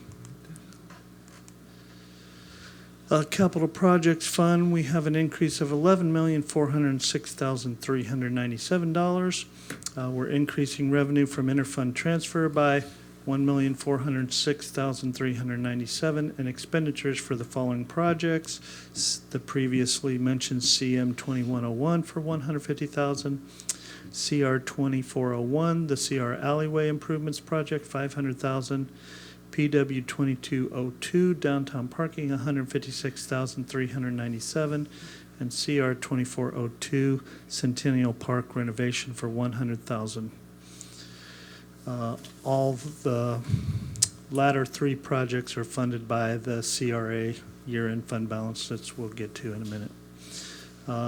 And then we're increasing revenue from debt proceeds by $10 million and expenditures for the ball fields project. Parks Impact Fee Fund, $650,000 increase. We're increasing revenue from prior year fund balance by $150,000 and increase interest expenditures by $150,000 for the aforementioned Florida Government Financing Commission loan, which will come to you at the next meeting. We're increasing revenue from prior year fund balance by $500,000, and we're increasing interfund transfer expenditures for the additional land purchase for project PR 2402 Hopkins Park. And we did just receive the appraisal for that, so we're on track. Did I skip it? Okay. Sanitation fund, we have a $750,000 increase. We're increasing revenue from residential collection fees due to the January 1st rate increase. So that wasn't in our initial budget for FY '23-24. And then we're in turn increasing our expenditures for vehicle maintenance by $200,000. Those vehicles are very expensive to maintain, so we've exceeded our budget already. And machinery and equipment by $300,000, and vehicle fuel by $250,000. These increases are necessary due to increased costs while awaiting delivery of new side loader trucks, increased costs of budgeted trucks, and increasing costs of vehicle fuel. Stormwater fund, we have an increase of $3,616,279. That's revenue from federal grants of $1,616,279. That's HUD grant for stormwater improvements for project SW 2401, Alabama and 11th stormwater improvements. And we're increasing residential and commercial revenue by a total of $2 million due to the October 1st rate increase, which was not previously budgeted. And this is to provide additional machinery and equipment funding for a work truck, dump truck, and excavator, which total $750,000, and the remainder will be placed as contingency expenditures for $1,250,000 to be used at a later date. Sanitation impact fee, $60,000 increase. We're increasing revenue from prior fund balance by $60,000 and increase expenditures for machinery and equipment by $60,000 to account for price increases of a budgeted side loader truck and tractor trailer. So inflationary pressures are still there, so that's continues to affect us. And finally, the CRA fund has an increase of $756,397. We're increasing revenue from prior fund balance and increasing expenditures for the aforementioned projects.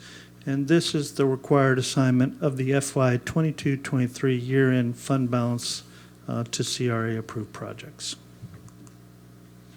Staff recommendation is approval, and we're requesting your approval. And if you have any questions, I'll be happy to answer them. Would anyone in the audience like to speak to this item?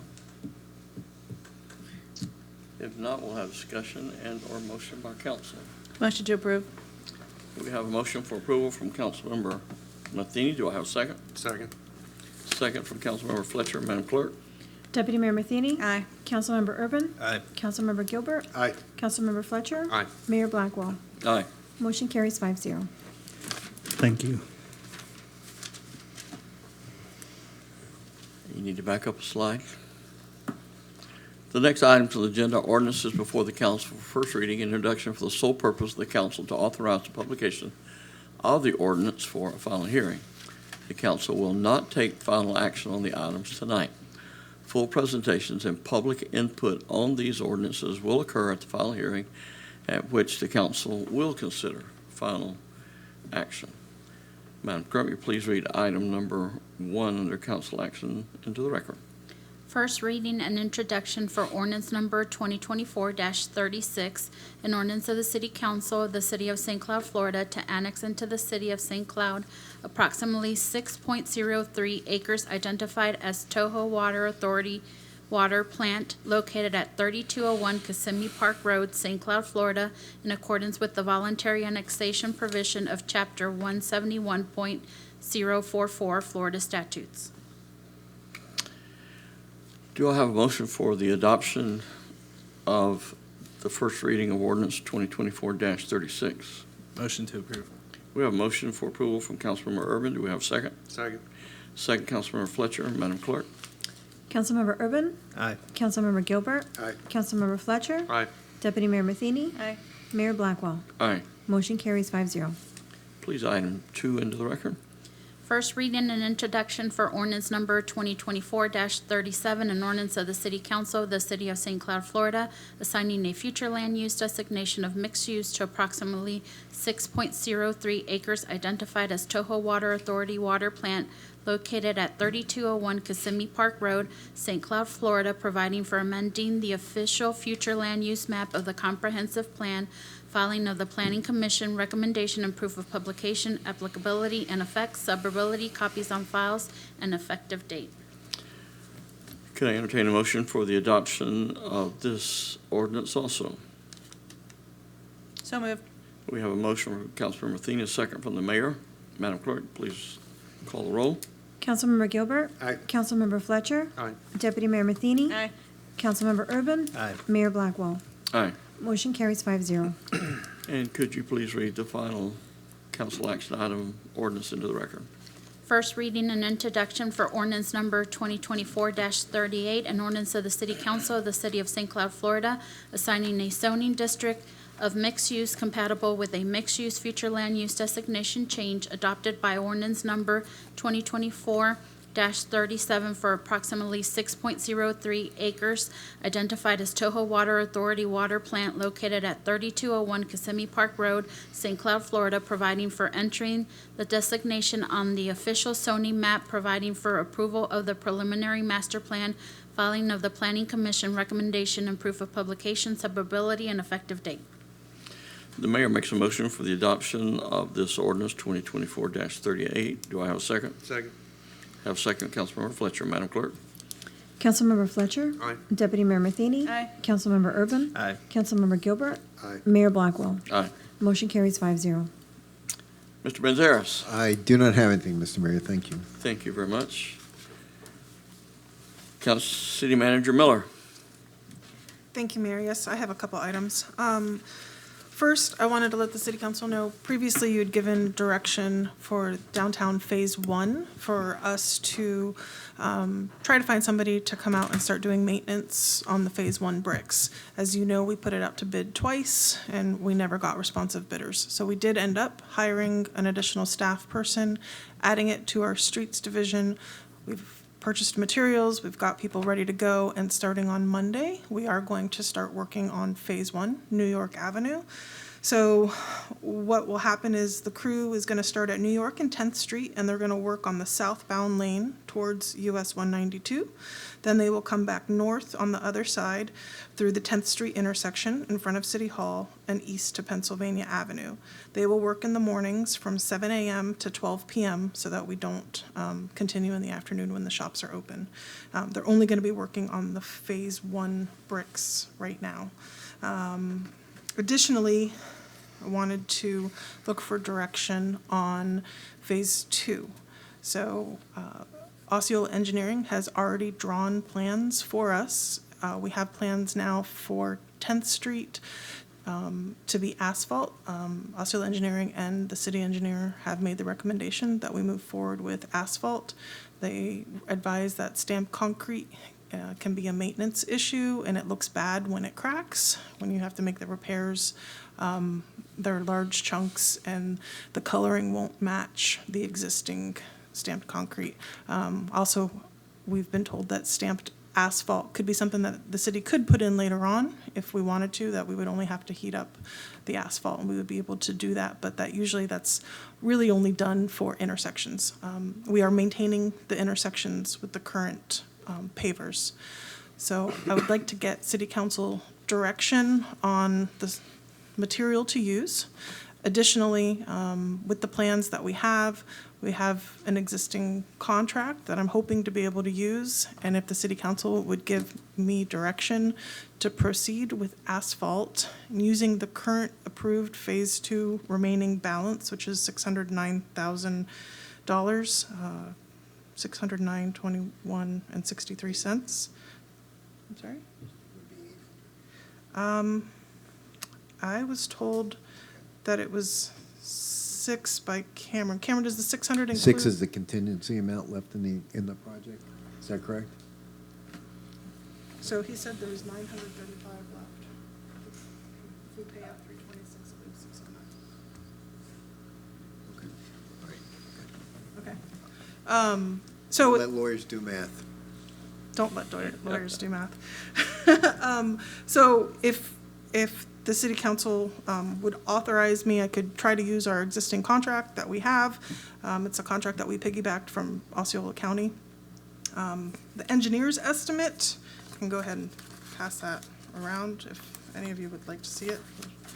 It's only estimated to be $250, but I'd like to have flexibility so we don't have to come back. We want to have all of this done before the holidays. Would like to make sure we're able to do the work during the summer. I want to get the project done as quickly as possible with the least impact to the businesses. I'm just looking for direction. Councilman Urban.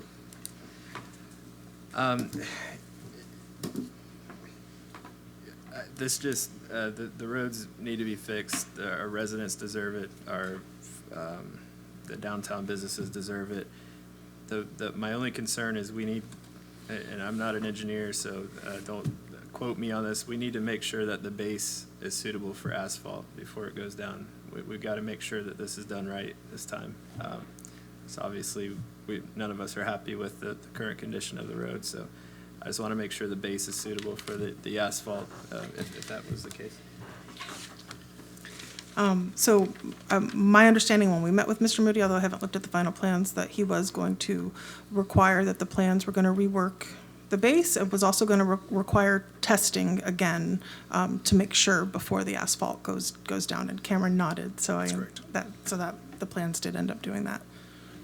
And I'd like to have someone besides staff out there during the process. I'd like to have somebody else this time monitoring the entire situation. Okay, sorry, one more thing. My only other comment is we just also need to make sure we are communicating very thoroughly with the downtown businesses as much as possible, and if we can do it in the least intrusive way to the businesses, because that was another big issue last time as well.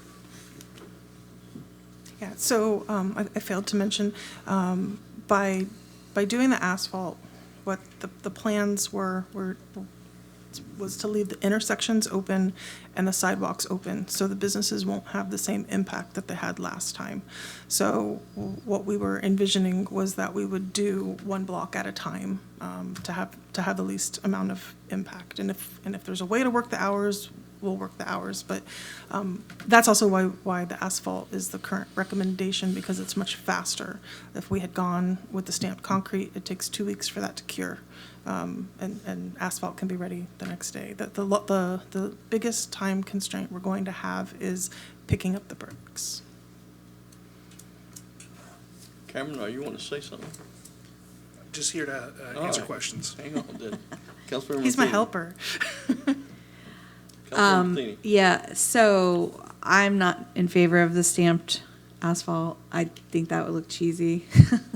I'm like, we're gonna have brick pavers, and then we're gonna have historic bricks, and then we're gonna have stamped asphalt. I'm just not a fan. I would say just asphalt the road and leave the intersections as is. I also would like full-time CEI that's not the city, because we just need the expertise out there, and I feel like we are where we are, right? Also not, we would want to pick somebody different than the engineer of record. So like Consour's in town, they're great. They do CEI for the county all the time. They have full-time, inspection staff. It's just an idea. But, yeah, I'm all for it. And I know that county contract that the city has piggybacked is probably the most efficient way to go about it, and the best pricing too. Yeah, I'm just like, let's asphalt it and leave the intersections brick. Councilmember Fletcher. I just wanted to make a few comments on this. As you know, in my briefing, I'd had the opportunity to speak with the city manager and city attorney. I think the city manager has done an absolute wonderful job trying to get this this issue resolved in the quickest fashion possible. I think not litigating it was a mistake. I think we should have proceeded with litigation while also working on fixing the road. I think for them to settle for the amount that they settled and then walk away and have no repercussions for the work that they've done. At the last city council meeting that we talked about this, we talked about pulling the performance and payment bond, and that wasn't even looked at. And I don't like it, I don't agree with it, but this is where we're at. And if we're gonna go with the asphalt, then I agree with Councilman Urban to make sure that it is 100% correct, that we get the folks that Councilwoman or Deputy Mayor Matheny had mentioned in the estimate. I mean, those things that we had discussed in the briefing, those items were not listed here yet, but I'm sure we'll get a better understanding of what that is. We do have the contingency there to work with. I'm just not happy the way that the mediation went, and I think the company should be held accountable for the complete disaster that they left our town. So those are my comments. Agreed. Councilmember Gilbert. Well, I love Councilmember Fletcher and Urban, but I've been in negotiations for about 26 years with, and the only people that win are the lawyers. Then there's no money, so sometimes you have to split the baby. Don't agree with it, but at this point in juncture, this could be litigated for 2 or 3 years, and who does that impact? Our downtown vendors, our visitors, and our tourism corridors. So, although sometimes you don't agree with decisions, you don't think it's right, but you have to do it for the betterment of the project. In the betterment of the project, let's get this done.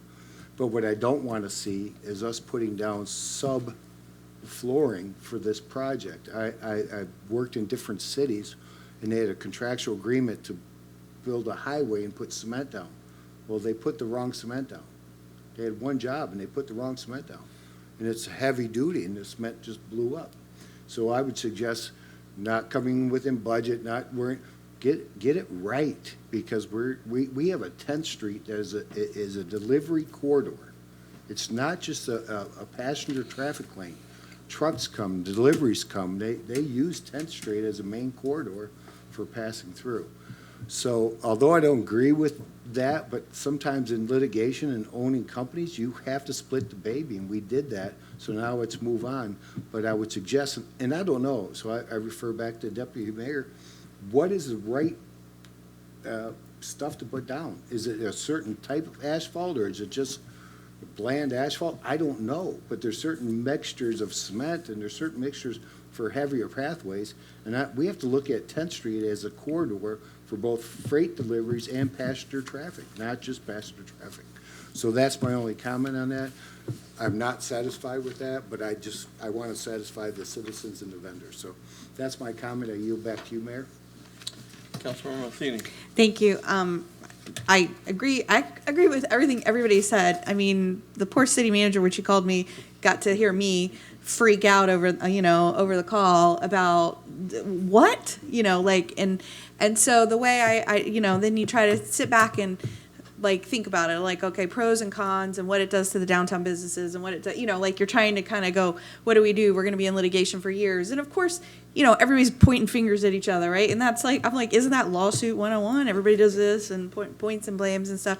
So the thing that I asked the city manager for, which made me feel less horrible, I won't say good, it's horrible. It's just awful. I hate to drive downtown. It just, but I asked if they could have staff go through the contract and pull out the costs for the installation of the bricks.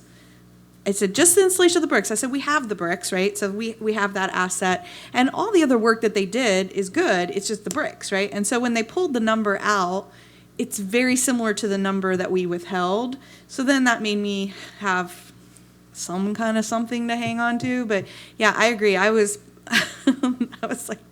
not very happy when I heard it, but once I kind of just weighed the pros and cons and, fixing it, getting it fixed, getting the businesses up and running, having everybody have a great experience when they come downtown. I just tried to weigh the pros and cons with it too. But I am not happy. I'm hoping that they are. At one point I was told, but I don't know, are they barred from business at the city?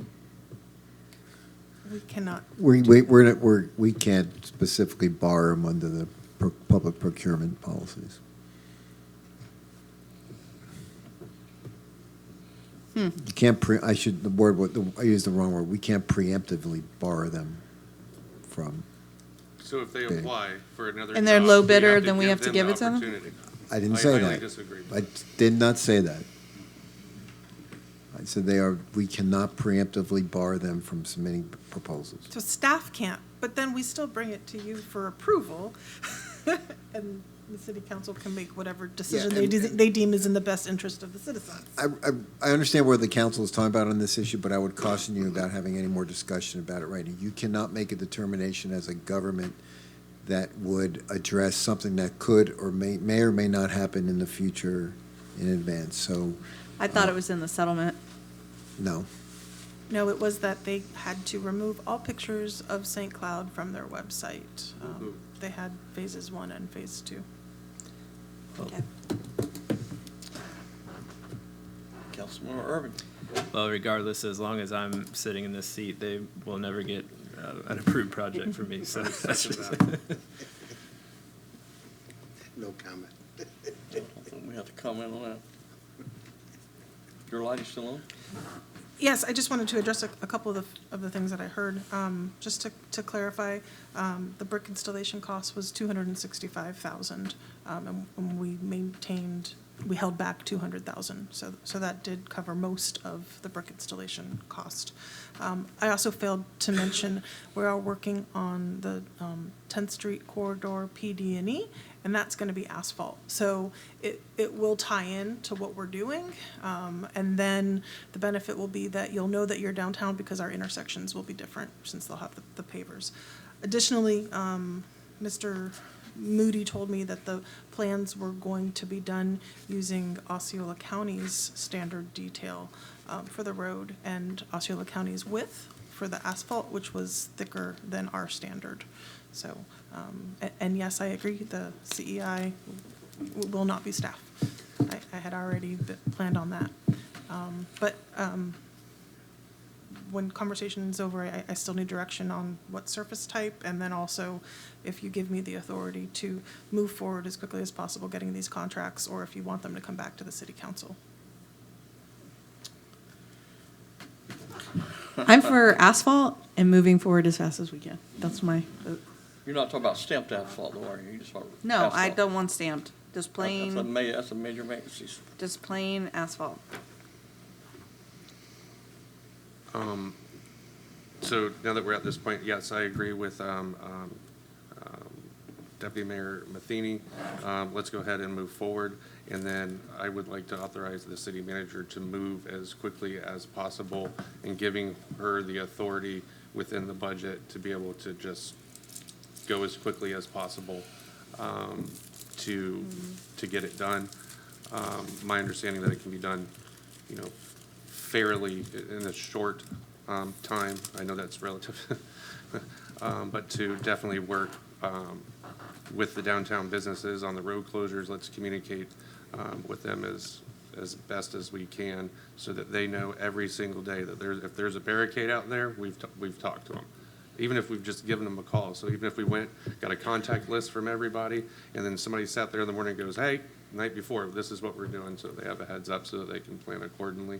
I also brought up in my briefing if there was any downtown special event permits that have been pulled, any events that would be affected, that we would communicate in advance to them as well, and I'd like to see that in there. I think staff and the city manager have done an absolute wonderful job in getting us to this point to be able to get it handled quickly as possible.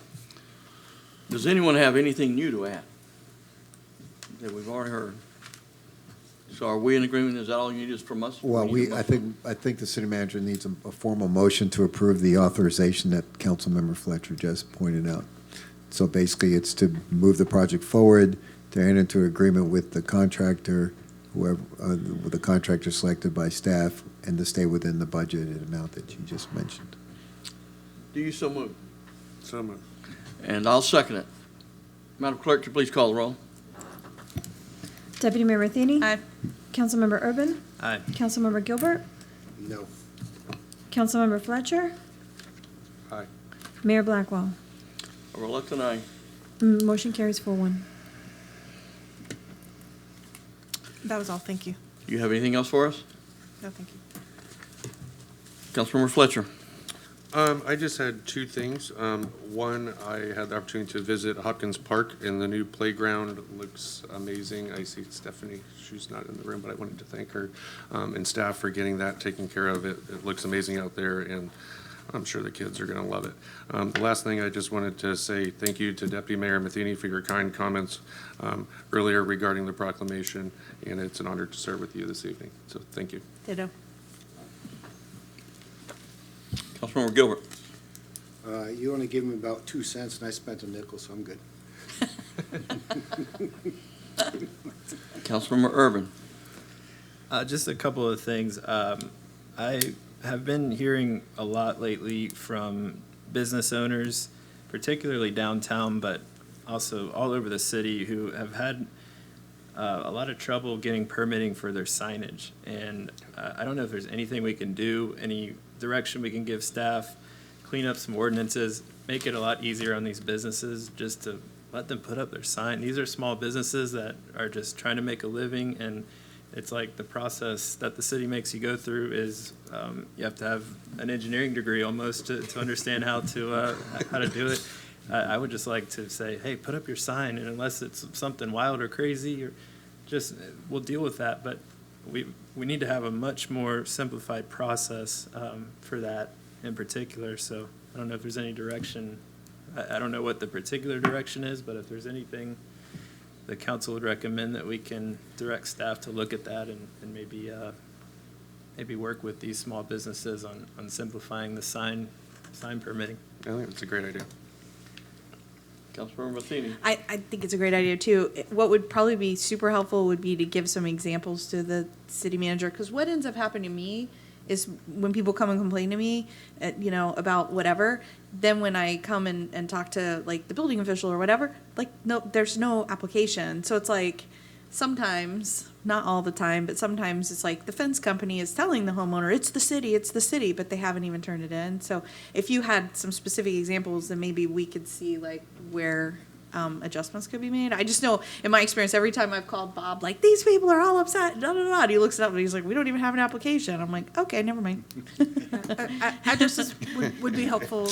We did discuss one specifically, and I think the issue was having to go through the Historic Preservation Certificate of Appropriateness process.